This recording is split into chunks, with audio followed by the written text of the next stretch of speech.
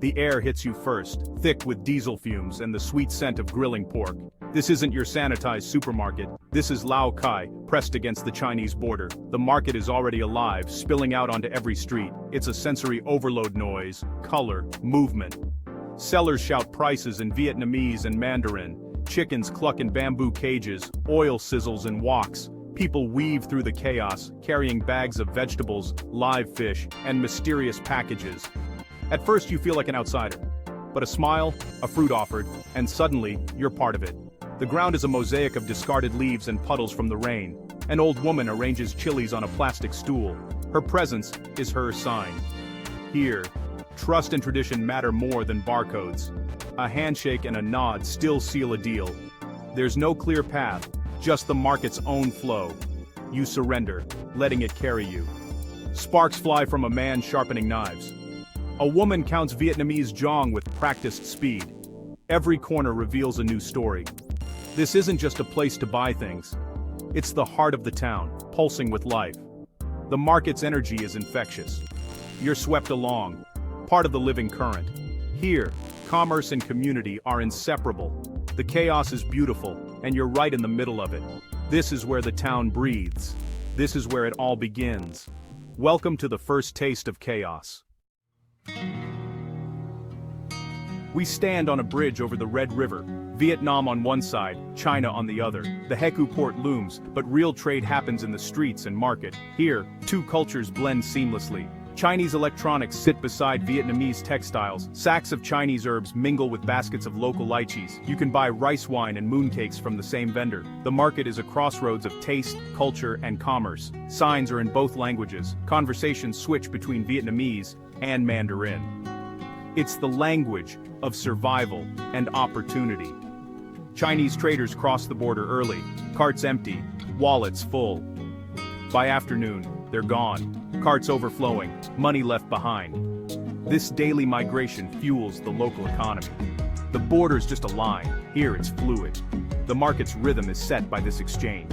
Everything is shaped by proximity to China, the food, the economy, daily life. The architecture tells the story. French colonial ghosts, modern Chinese signs. This is a place where worlds collide and create something new. The market is the living proof. It's a ritual of trade, a dance of cultures. Here, the border is not a barrier, it's a bridge, and every day, the dance continues.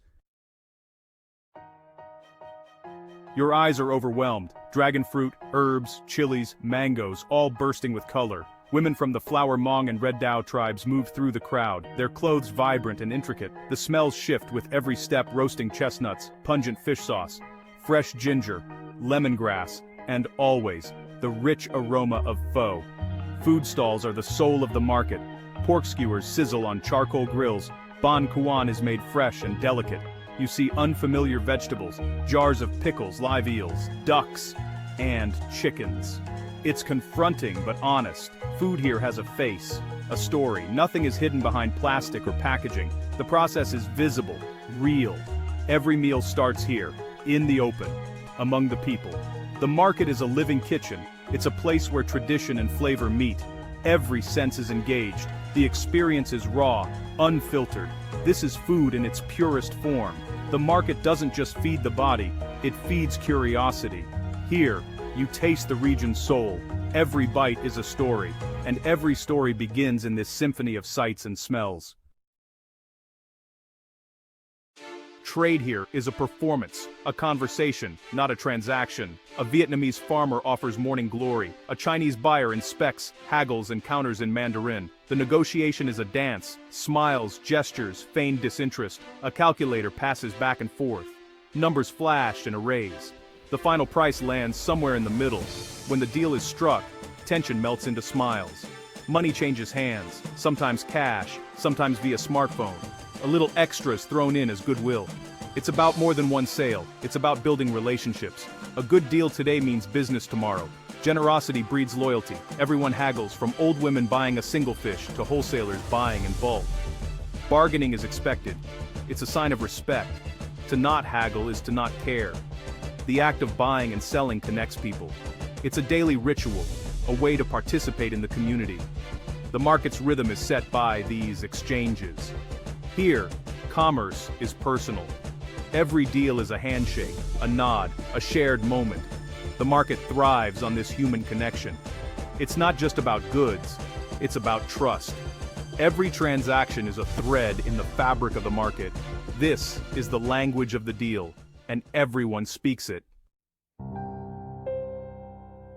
Meet Mai, 30 years selling po, her recipe passed down through generations. She cooks by instinct, her hands sure and practiced. Her stall is simple, but her broth is legendary. Then there's Mr. Tran, the middleman. He rides out before dawn, buys from farmers, and supplies the market.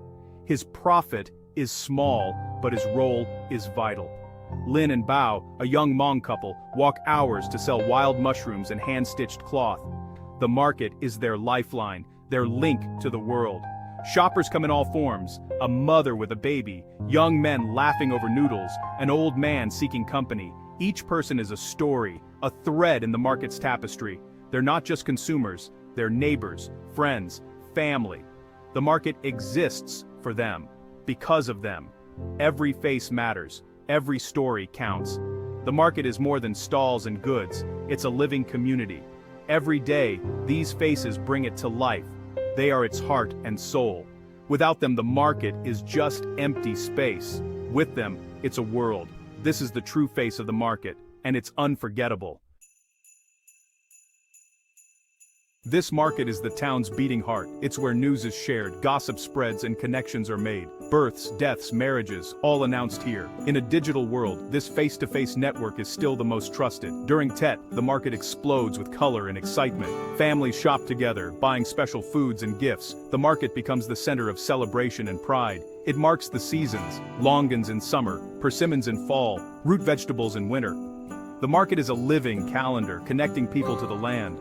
Food here has a season, a story. Rituals abound. The morning bowl of pho, the afternoon trip for dinner ingredients.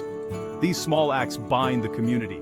They offer stability in a changing world. The market is an anchor, a constant. It's where daily life unfolds. It's where people find belonging. The market is more than commerce, it's community, it's tradition, celebration and support. Here, everyone has a place. The market is home, and its heartbeat never stops. This is where the community lives.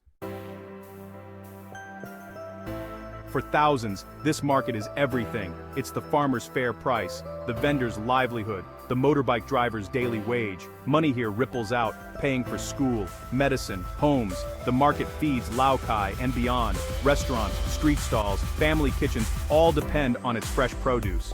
It's a resilient, sustainable food system, local, human scale. The market preserves culture, traditional recipes, rare ingredients, ethnic crafts. It keeps skills and identities alive.